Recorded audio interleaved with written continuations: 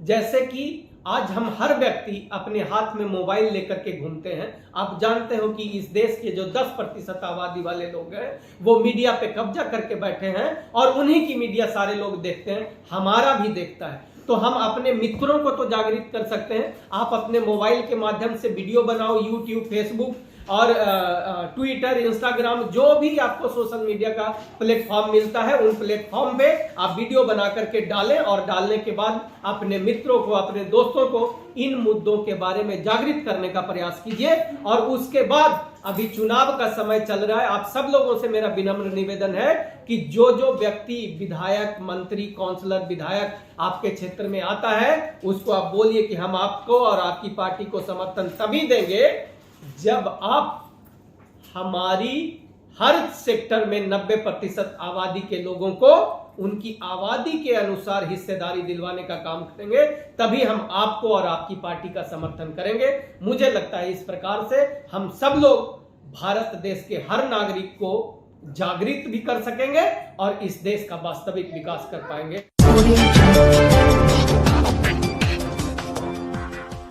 नमस्कार साथियों, आज जो ये बहुजन विमर्श है एक बहुत ही महत्वपूर्ण मुद्दे पे हम बात करने जा रहे हैं। और महत्वपूर्ण मुद्दा इसलिए है क्योंकि इस देश में मैं आपको विस्तार में आज बताने वाला हूं अपने चर्चा में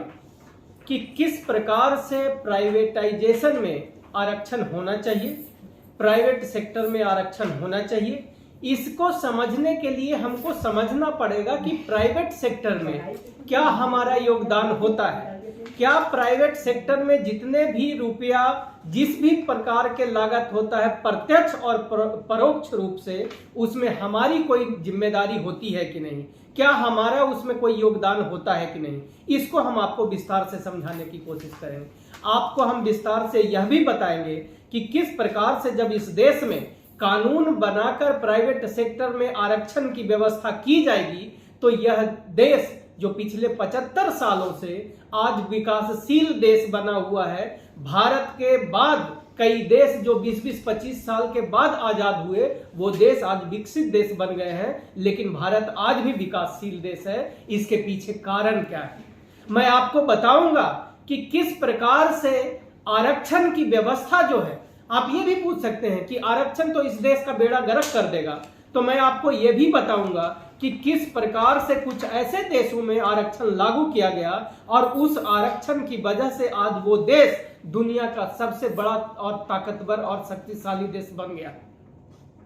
तो आइए शुरुआत से शुरू करते हैं कि ये प्राइवेट सेक्टर होता क्या है। सबसे पहले तो हम लोगों को समझना पड़ेगा कि ये प्राइवेट सेक्टर जितने भी सेक्टर हैं, चाहे वो कंपनी हो, स्कूल हो, अस्पताल हो, कोई फैक्ट्रियां हो, ये सारे जब फैक्ट्रियां जब शुरू होती है तो उस समय सरकार से वो लोग उसके विकास के लिए जमीन मांगते हैं,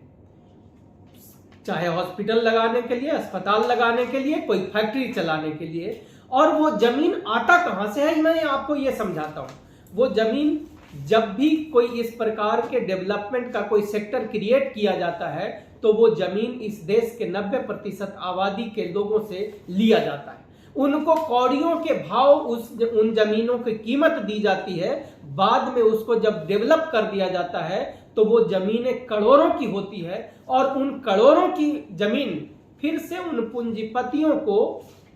कौड़ियों के दाम दी जाती है। तो अब आप कहोगे कि इसमें हमारा कहां कोई अधिकार है, तब मैं आपको बताता हूं। वो जो जमीन जिसमें आप करोड़ों कमा सकते थे, उस जमीन पर आपने मात्र 10 लाख रुपया, एक उदाहरण मैं दे रहा हूं कि 10 लाख रुपया में मान लीजिए कि आपने कहा सरकार को ठीक है कि विकास आप करोगे तो आप हमको 10 लाख दे दो, आप ये जमीन ले लो। लेकिन उसमें 90 लाख जो आपने छोड़ा, जो आपने कुर्बानी दी इस देश के विकास के नाम पर, वो आपका योगदान रहा। उसी प्रकार से इस देश का अब यहां पे समझना पड़ेगा, वो जो कुर्बानी आपने दी, वो सरकारी बजट से जो पैसा खर्च हुआ, वो सरकार का बजट आता कहां से है। तो इसको समझने के लिए मैं आपको इस प्रकार से समझाता हूं कि हर व्यक्ति, चाहे वो रेडी पे सब्जी बेचता हो, चाहे वो रास्ते में सोता हो, घर के उसके ऊपर उसके सर के ऊपर छत ना हो, और कोई आदमी जो एक आलीशान अट्टालिका और बड़े बड़े फ्लैटों और आसियानों में रहता हो, वो हर व्यक्ति अगर एक चाय खरीदता है, चाय पत्ती खरीदता है, चीनी खरीदता है, नमक खरीदता है, माचिस खरीदता है और तेल खरीदता है, तो इस माध्यम से हम लोग सरकार को टैक्स देते हैं और वही टैक्स का पैसा जो है आज एक साल में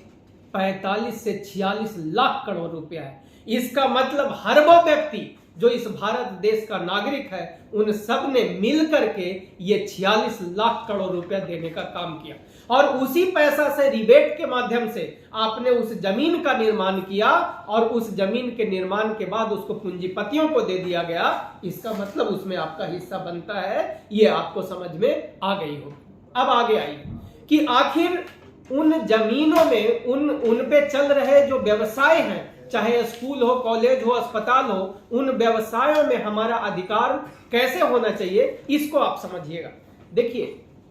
बता दूं कि वो जो टैक्स के पैसे होते हैं, वो पैसे में आपका योगदान होता है। हर आदमी जो लेबर के रूप में कंपनियों में और फैक्ट्रियों में काम करता है, वह व्यक्ति अपना खून पसीना और मेहनत के बदौलत वो कंपनी का जो प्रोडक्शन बनाता है, वो प्रोडक्शन आपके कारण हुआ, जिसके कारण वो कंपनी का टर्नओवर बढ़ा और फिर वो कंपनी ने सरकार को टैक्स दिया। यानी कंपनियां भी जो टैक्स देती है उसमें इस देश के 90% समाज के लोगों का योगदान होता है। अब आपको बात समझ में आ गई। अब आपको मैं ये समझाता हूं कि आखिर अगर हम लोग भारत देश में प्राइवेट सेक्टर में आरक्षण मांगते हैं तो कहीं ऐसा तो नहीं कि इससे देश का बेड़ा गर्क हो जाएगा। नहीं, आपको जानकारी के लिए मैं बता दूं कि अमेरिका एक ऐसा देश है जिस देश में आरक्षण की व्यवस्था की गई और ये आज नहीं किया गया, ये बहुत पहले किया गया। आपने नाम सुना होगा, किंग मार्टिन लूथर जूनियर ने 1951 में वहां पे लड़ाई शुरू की और उस लड़ाई में उस देश के हर वर्ग के लोगों का उसने अधिकार मांगने की शुरुआत की और उसके बाद 60 के दशक में जाकर के रोसा पार्क नाम की एक महिला थी। आप देखिएगा अमेरिका का वहां चरित्र देखिएगा उस देश का कि वहां पे जिस प्रकार से भारत में जातिवाद की व्यवस्था है, जैसे आप SC ST OBC माइनॉरिटी और जनरल कहते हो, उसी प्रकार से अमेरिका में भी अलग अलग मूल के लोग, अलग अलग वर्ग के लोग रहते हैं। जैसे कि कोई उसको कहता है नेटिव अमेरिकन, कोई कहता है लैटिन अमेरिकन, कोई कहता है हिस्पैनिक अमेरिकन, कोई कहता है एशियन अमेरिकन। ये सारे अलग अलग मुल्क के लोग वहां पर जाकर के बसे हैं और इन सारे लोगों को किंग मार्टिन लूथर ने वहां पे लड़ाई लड़ी, उन लोगों को हर जगह हर व्यवस्था में उनको अधिकार दिलाने के लिए। और रोजा पार्क्स की कहानी आपको बताता हूं। रोजा पार्क्स ब्लैक थी और वहां पे जितनी भी बसें अमेरिका में चला करती थी वो व्हाइट लोगों का बस हुआ करता था। उसमें नियम क्या था कि अगर कोई व्हाइट किसी ब्लैक के बैठे होने पर भी नेक्स्ट स्टेशन पे आकर के बस में चढ़ता है तो ब्लैक को सीट से खड़ा होना पड़ेगा और खड़ा होने के बाद उसको वो बैठ के व्हाइट बैठ करके जाएगा और ब्लैक जो है उसको खड़ा हो जाना पड़ेगा। तो एक रोजा पार्क्स नाम की एक साधारण सी महिला थी। उस महिला ने कहा कि नहीं, मैं ऐसा नहीं मानती हूं और मैं खड़ी नहीं होने वाली हूं। उस समय चूंकि कानून था तो उनको यातनाएं सहनी पड़ी, लेकिन उस समय उन मात्र 14% ब्लैक लोगों ने यह तय कर लिया कि हम इन गोरों के बस में नहीं चढ़ेंगे और जहां भी हमको ट्रैवल करना होगा हम पैदल चलेंगे या हम अपनी व्यवस्थाओं से जाएंगे। उसके बाद हुआ क्या कि 1 साल के अंदर उन गोरों को घुटनों पे आना पड़ा और उन्होंने कहा कि अगर सवारी पे ही नहीं बस में बैठेगा तो इतनी जो हमने पूंजी और राशि और पेट्रोल जो लगा रहे हैं उसका हमको लाभ कैसे मिलेगा। आपको मैं बता दूं कि मात्र 14% ब्लैक ने और एक साधारण महिला। मैं ये बात आप लोगों को बार बार इसलिए बता रहा हूं कि आप जो अपने आप को गरीब, कमजोर, मजबूर और लाचार समझते हो भारत में, आपको तो यह समझना चाहिए कि हम बड़े ताकतवर लोग हैं, क्योंकि बाबा साहब अंबेडकर ने आपको वोट के माध्यम से, चाहे आप झुग्गियों में रहते हो, चाहे आप रास्ते पे सोते हो, चाहे कोई अट्टालिकाओं में सोता हो, दोनों को वोट के मायने में बाबा साहब अम्बेडकर ने बराबर कर दिया और बराबर बनाने का काम किया है। तो आप तो अमीरों के बराबर हो, आपकी संख्या भी 90% है, इसका मतलब आप कमजोर नहीं हो। तब मैं याद दिला देता हूं कि रोजा पार्क जैसी एक कमजोर महिला, जिसकी एक साधारण सी महिला और जिसकी आबादी भी मात्र 14% वहां था, उसने वहां बदलाव किया और बाद में जाकर के जब वहां के लोग जागृत हो गए, जब लोग जागृत हो गए तो सरकार ने 1954 में, 56 में और उसके बाद जैसे अलग अलग वहां के जो प्रेसिडेंट थे, उनका जॉन कैनेडी था, फिर उसके बाद निक्सन था, इन लोगों ने पार्लियामेंट में कानून बना करके और अफर्मेटिव एक्शन को पास कराने का काम किया। और उस अफर्मेटिव एक्शन के क्या था वो अफर्मेटिव एक्शन, कि कोई भी सरकार का अगर फंड का किसी कंपनी को इस्तेमाल करना है, यानी उसका ठेकेदारी करना है, उसका इस्तेमाल करना है, या सरकारी किसी भी प्रकार का लाभ अगर आपको लेना है, तो आपको अपनी कंपनी में अफर्मेटिव एक्शन के माध्यम से उस कंपनी में हर वर्ग के लोगों की हिस्सेदारी सुनिश्चित करनी पड़ेगी। और करनी ही नहीं पड़ेगी बल्कि पेपर में उसको दिखाना पड़ेगा, तभी आपको सरकार का कोई लाभ मिल पाएगा। तो तब मैं आपको बताना चाहता हूं। और देखिए उसके बाद हुआ क्या, आज जो अमेरिका और अमेरिका की जो व्यवस्था है, उस व्यवस्था में हर व्यक्ति जो वहां रहता है वो ये मानता है कि ये देश और इसकी व्यवस्था हमारी है और सब लोग मिलजुल करके अपने देश को आगे बढ़ाने का काम कर रहे हैं, जिसका नतीजा ये है कि अमेरिका आज इस दुनिया का सबसे मजबूत और ताकतवर देश के रूप में बन गया। यहां पे एक उदाहरण मैं और दे दूं, भारत ये जो हूण आए, शक आए, कुषाण आए और बाद में मुगल तक जो आए, ये लोग जीतते क्यों चले गए? ये लोग इसलिए जीते क्योंकि 90% आबादी के लोगों को लड़ने का हुनर ही नहीं सिखाया गया और लड़ने से उनको मना कर दिया गया। इसीलिए 2-3% लोग जो इनके खिलाफ, जब वो विदेशी आक्रांताओं के खिलाफ जब वो लड़ने जाते थे तो वो हार जाते थे। अगर इस देश में सारे लोग मिल करके लड़े होते तो ये देश आज तक कभी गुलाम नहीं होता। मैं इसके माध्यम से आपको ये बताना चाहता हूं कि अगर सरकार के प्राइवेट सभी सेक्टरों में कानून बनाकर व्यवस्था बनाई जाए कि हर सेक्टर में उनके आबादी के अनुसार आरक्षण या हिस्सेदारी दी जानी चाहिए, तो ये भी देश चंद दिनों में एक खुशहाल देश बन जाएगा और विकासशील से विकसित देश बनने में इसको समय नहीं लगेगा। ये होगा कैसे? ये इस प्रकार से होगा जैसे कि आज हम हर व्यक्ति अपने हाथ में मोबाइल लेकर के घूमते हैं। आप जानते हो कि इस देश के जो 10% आबादी वाले लोग हैं वो मीडिया पे कब्जा करके बैठे हैं और उन्हीं की मीडिया सारे लोग देखते हैं, हमारा भी देखता है। तो हम अपने मित्रों को तो जागृत कर सकते हैं। आप अपने मोबाइल के माध्यम से वीडियो बनाओ, यूट्यूब, फेसबुक और